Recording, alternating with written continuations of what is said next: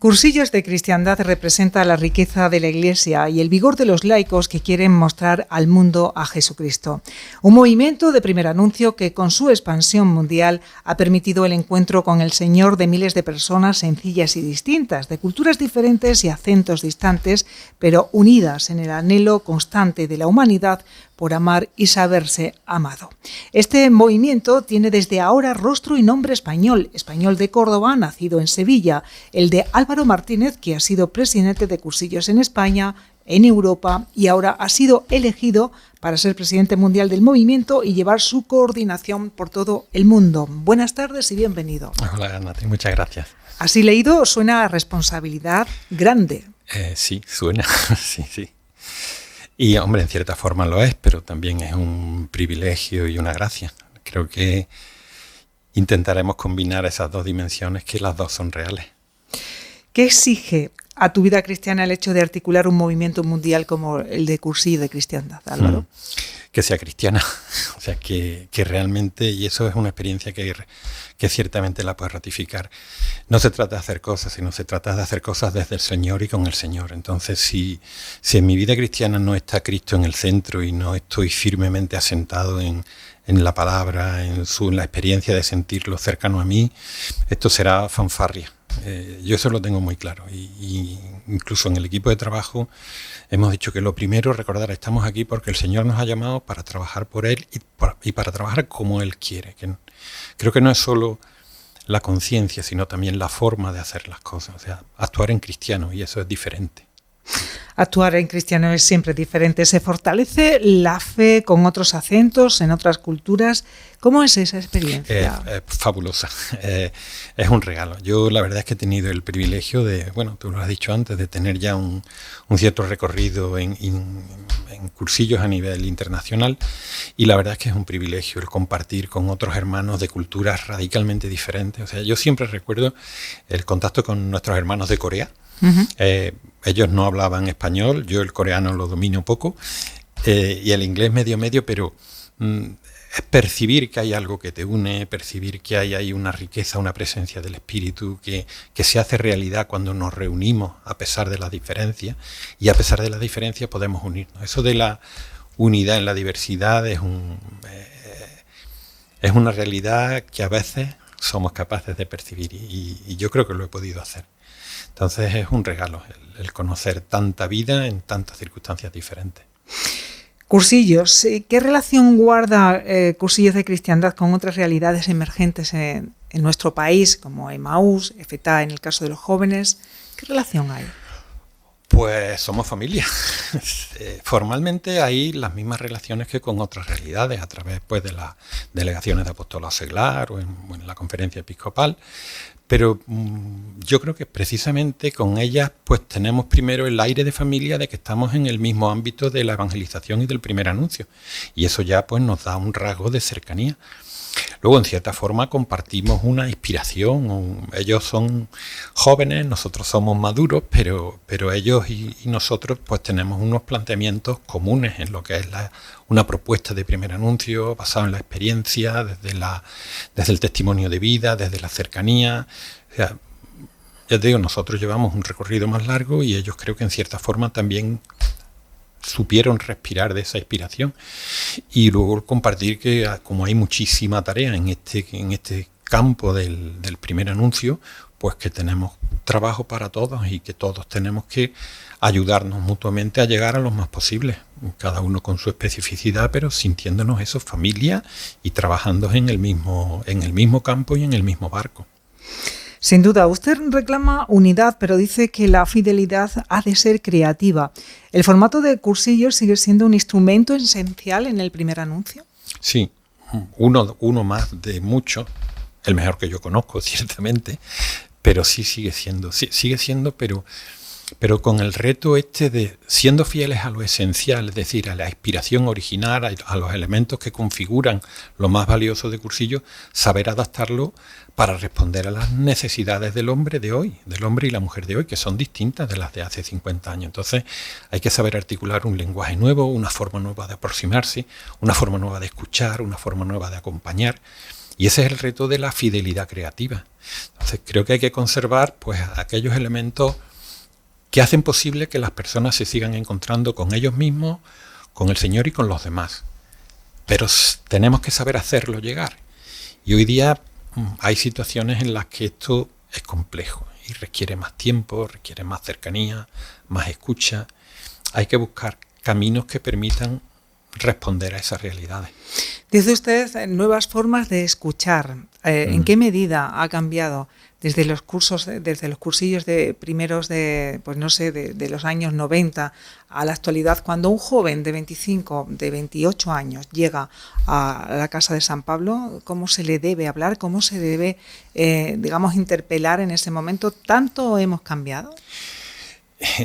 Recientemente estábamos en un encuentro mundial y un obispo estaba haciendo una ponencia y sacó el móvil y nos dijo: ¿esto qué es? ¿Esto es una herramienta? Y todos dijimos: sí, esto es un instrumento.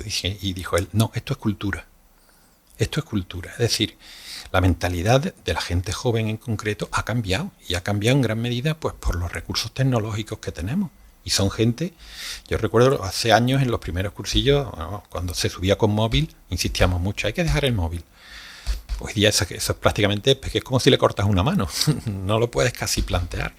Entonces hay que saber situarse en las coordenadas de la gente de hoy, no solo gente joven, sino gente que viene pues en unos casos con muchas limitaciones humanas, muchas inmadureces, muchas heridas, y hay que saber adecuarse a esa realidad. Nosotros no somos maestros de nadie, nosotros no somos los que tenemos que enseñar, tenemos que acompañar, y para acompañarte tienes que poner al mismo nivel. Entonces eso hay que aprenderlo, porque nosotros, tú, yo, la gente de cursillos, tenemos una trayectoria que nos ha configurado.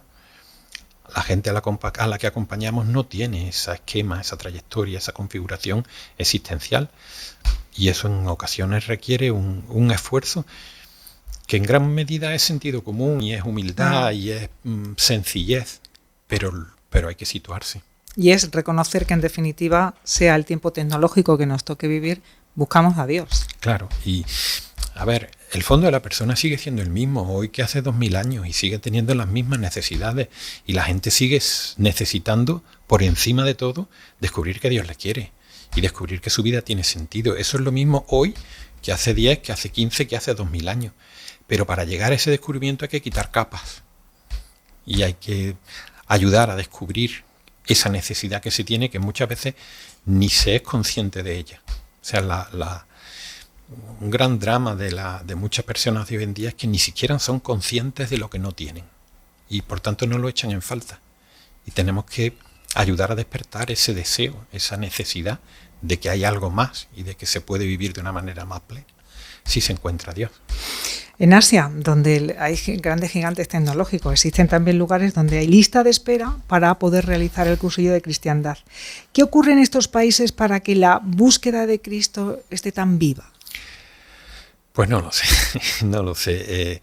Son países en donde la población cristiana es una minoría, todavía viven una situación de contracultura, digamos, y quizás eso les haga pues tener más viva la llama de la necesidad. También te digo, esto fue hace unos años, o sea, la pandemia, el COVID, en todo el mundo ha dañado mucho la actividad de cursillos, hubo que suspender prácticamente todo. Y prácticamente en todo el mundo ahora estamos recuperando el paso. Pero es verdad que hay sitios en donde se percibe un hambre de Dios que en otros no lo hay. Y en África también, en África está ahora introduciéndose cursillos y yo no he tenido la fortuna de ir, pero hablando con los compañeros es una experiencia diferente por la propia religiosidad, por la propia disposición de la gente de esos países. Dicen que el cursillo es una experiencia diferente a lo que es aquí, por la forma de vivirlo, por la alegría, por la explosividad. Y en Corea, pues que es un país en donde la cultura es más reservada, pues sin embargo hay también una profunda necesidad. Y son circunstancias que se van dando. Yo creo que en el fondo es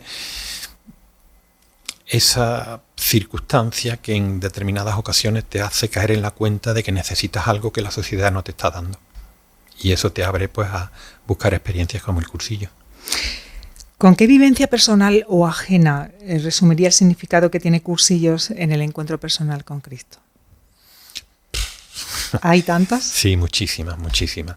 Primero, a nivel personal, yo soy lo que soy por la experiencia de Cursillos, no por la experiencia de Cursillos, sino porque Cursillos me ha permitido en muchas ocasiones experimentar la presencia de Dios en mi vida. Y creo que eso es algo que cambia radicalmente la existencia humana.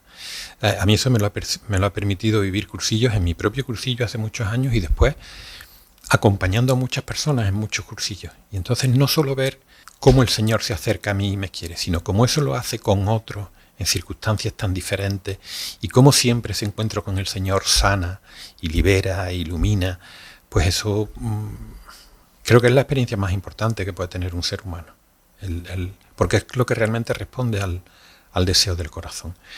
Entonces el disponer de un movimiento como el movimiento de Cursillos, que esto lo hace posible una y otra vez, con tantas personas, en tantas culturas, en tantas situaciones diferentes, pues es ciertamente un gozo, un privilegio, un motivo de responsabilidad, un motivo de gratitud y también pues no sé, lo que te permite tener el fundamento de tu vida para todas las realidades. O sea, yo veo que el encuentro con el Señor es lo que te permite vivir tú contigo mismo, vivir en la familia, vivir en el trabajo, vivir en todas las realidades humanas que desde Dios son diferentes. Para terminar, usted como profesor universitario está en contacto permanente con jóvenes, con chicos y chicas en unas edades en las que la definición de la personalidad está todavía en ciernes en algunos casos. ¿Qué busca el joven de hoy? Ese que usted conoce y que vive al lado en el aula, en los pupitres, en el lugar de trabajo. Pues yo creo que buscan lo que buscamos todos, que es felicidad. Ocurre que el concepto de felicidad, pues no todos lo compartimos de la misma manera y lo buscamos de la misma manera. Pero yo creo que la gente joven y la gente mayor y todo el mundo buscamos vivir con plenitud, vivir bien, vivir sintiéndote en paz contigo mismo, disfrutando de la gente que tienes alrededor y con un proyecto en tu vida que tenga sentido. En el fondo creo que todos buscamos eso. La gente joven lo busca lo mismo, lo que pasa es que lo busca en lo que la sociedad le ofrece, en lo que la gente que tiene alrededor le ofrece, y en muchas ocasiones ese ofrecimiento no corresponde a la necesidad real que tenemos, sino que ofrecen sucedáneos, y con los sucedáneos te cansas. No se queden con el sucedáneo nunca. Yo soy del cursillo 1035. Ha llovido, ha llovido. Álvaro Martínez, muchísimas gracias por acompañarnos en esta tarea. Vamos a rezar intensamente por usted y por todos los que hemos tenido la suerte de participar en algún momento del cursillo de cristiandad. Muchísimas gracias. A vosotros, muchas gracias.